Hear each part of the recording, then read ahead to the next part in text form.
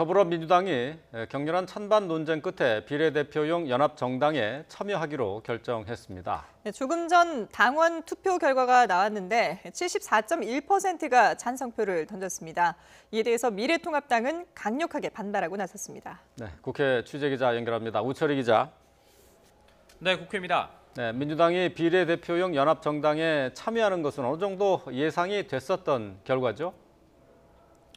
네, 그렇습니다. 민주당 강훈식 수석 대변인이 조금 전 기자회견을 통해서 전 당원 투표 결과를 발표했습니다. 비례 연합정당 참여에 대한 찬성표가 74.1%가 나왔습니다. 반대는 25.9%에 불과했는데요.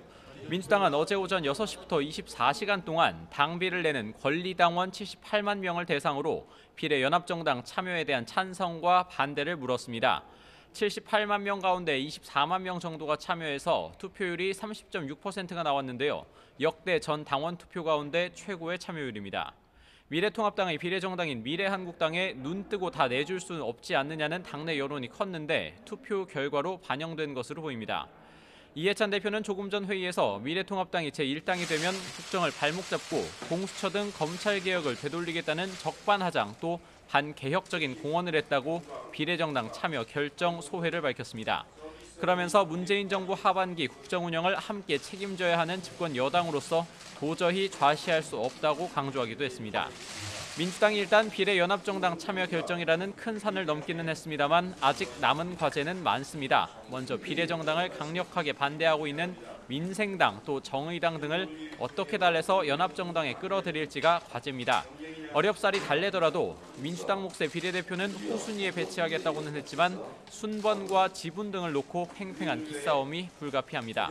또 다른 하나는 바로 여론입니다. 민주당 연동형 비례대표제 통과에 앞장서고 미래한국당 창당을 맹비난했는데 스스로 뒤집는 꼴이 되면서 중도층이 돌아설 가능성을 배제할 수 없습니다.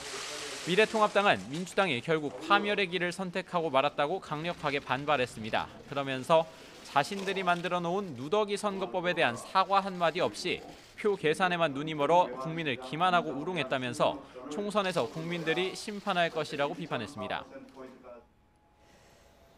민주당이 비례정당 문제로 중도층 민심의 촉각을 곤두세우고 있을 텐데요. 조국 정국에서 당내 비판의 목소리를 대변했던 금태섭 의원의 공천 탈락 후폭풍까지 더해지는 분위기죠. 네, 어젯밤 서울 강서갑을 비롯한 지역구 11곳이 포함된 민주당의 7차 경선 결과가 발표됐습니다. 특히 관심을 끌었던 강서갑에서는 현역인 금태섭 의원이 도전장을 내민 민주당 총선기획단 위원 출신인 강선우 후보에게 졌습니다. 금 의원이 이번 총선에 민주당 간판을 달고 자신의 지역구에 출마하는 것이 좌절된 겁니다. 금태섭 의원, 조국 전 법무부 장관 임명 국면에서 미스터 쓴소리로 불릴 만큼 공개적으로 비판의 목소리를 내면서 당 열성 지지층에게는 미운털이 단단히 박혔습니다. 그래서 금 의원의 공천 탈락이 결정되기까지 조국 내전이라고 불릴 만큼 참 일이 많았는데요. 혼자 지역구 공천을 신청했지만 당 지도부는 추가 공모와 경선을 결정했고 정봉주 전 의원과 조국 백서의 필자인 김남국 변호사가 금 의원을 꺾겠다고 나서기도 했습니다.